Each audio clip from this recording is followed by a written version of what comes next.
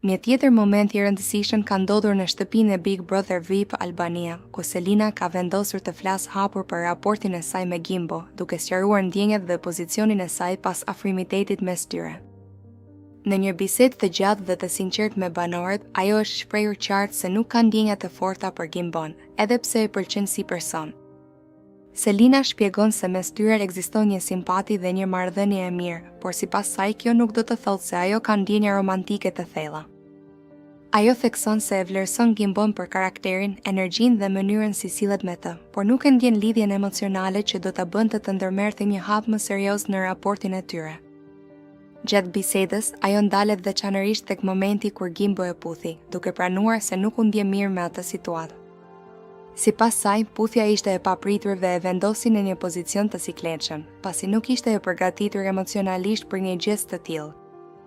Ajo shprehet se ndjeu presion dhe konfuzion në atë moment, pasi nuk donte ta lëndonte Gimbon, por njëkohësisht nuk donte të jepte një mesazh të gabuar për ndjenjat e saj.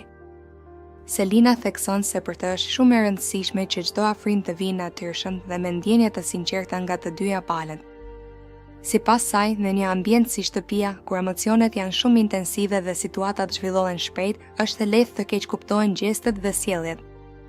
Ajo thotë se dëshiron të jetë e qartë që në fillim për të shmangur keqkuptimet dhe për të mos krijuar pritshmëri të rreme.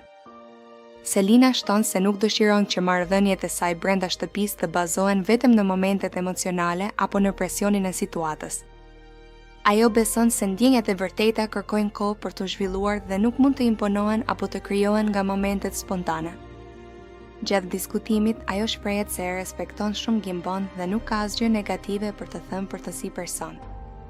Përkundrazi, ajo thekson se ai është i sjellshëm, i kujdesshëm dhe ka treguar interes të sinqert ndaj saj, por ndjenjat e saj nuk janë në të njëjtin nivel. Banorët e tjerë e dëgjojnë me vëmendje dhe disa prej tyre e mbështesin qëndrimin e saj, duke thënë se është e rëndësishme të jesh i sinqert për ndjenjat, sidomos në një ambient ku çdo veprim dhe çdo marrëdhënie analizohet vazhdimisht. Selina shprehet gjithashtu se dëshiron të marrë kohë për të kuptuar më mirë veten dhe emocionet e saj.